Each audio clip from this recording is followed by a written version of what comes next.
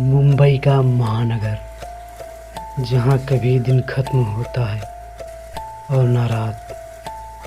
यहाँ की चमक दमक और तेज रफ्तार जिंदगी ने हर किसी को अपनी ही धुन में उलझा रखा है। पर इस शहर की सड़कों पर कुछ ऐसी कहानियाँ भी छिपी होती हैं जो दिल को हिला देती हैं।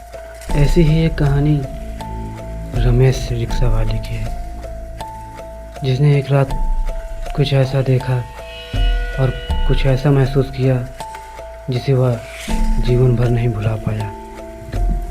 तो चलो कहानी को पूरा सुनते हैं।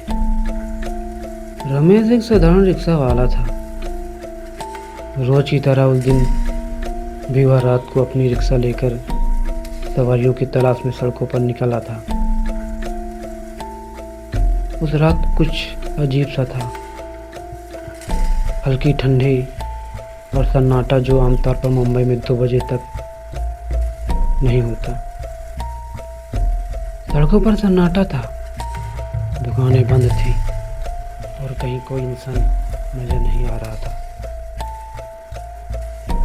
रमेश अपने आखिरी सवारी की तलाश में था।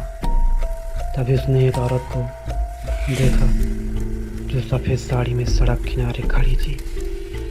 उसके चेहरे पर अजीब सी शांति थी।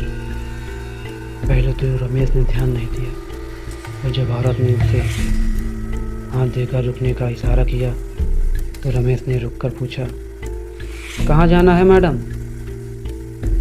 औरत ने धीमी आवाज़ से कहा, मुझे थोड़ा आगे तक छोड़ देंगे?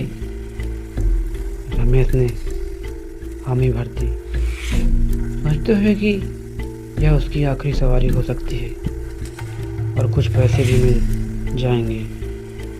औरत चुपचाप रिक्शा में बैठ गई। रमेश को उसकी चुप्पी थोड़ी अजीब लगी, लेकिन उसने इसे नज़रअंदाज कर दिया और रिक्शा चलाने लगा। कुछ देर बाद रमेश ने महसूस किया कि रिक्शा का भार अचानक हल्का हो गया है। ऐसा लगा जैसे पीछे कोई ना बैठा हो। जब उसने पीछे मुड़कर देखा तो औरत वही थी, पर उसका चेहरा बदल चुका था। उसकी आंखें सुर्ख लाल हो गई थी और उसके होंठ भयानक हंसी में फैल गए थे। रमेश का दिल तेजी से धड़कने लगा, लेकिन उसने खुद को शांत करने की कोशिश की। उसने सोचा कि यह उसकी थकान का असर हो सकता है। तभी औरत ने अचानक कहा, तुम मुझे पहचानते हो रमेश? रमेश घबरा कर बोला, नहीं मैडम, मैंने आपको पहले कभी नहीं देखा। औरत जोर से हंसी और बोली, तुमने मुझे देखा है कई साल पहले, पर तुमने मुझे अनदेखा कर दिया था। अब रमेश को समझ नहीं आ रहा था कि यह औरत कौन है और क्या कह रही है। उसका शरीर डर के मारे कांपने लगा। औरत ने फिर कहा, सालों पहले जब मैंने तुम्हारी मदद मांगी थी, तुमने अपनी रिक्शा नहीं रोकी। मैंने उसी दिन तय कर लिया था कि एक दिन मैं तुम्हें ढूंढूंगी। रमेश को अब अतीत की बात याद आने लगी। एक बार उसने देखा था कि एक औरत मदद के लिए चिल्ला रही थी, लेकिन उसने उसे अनदेखा कर दिया था। अगले दिन उसने सुना कि उस औरत की हत्या हो गई थी। अब वही औरत उसके सामने थी, मर चुकी थी, लेकिन फिर भी जिंदा लग रही थी। रमेश का शरीर पसीने से तर हो गया था। उसने रुकने की कोशिश की, पर उसके हाथ कांप रहे थे। औरत ने कहा, अब तुम भाग नहीं सकते रमेश, तुम्हें वही महसूस करना होगा जो मैंने उस रात महसूस किया था।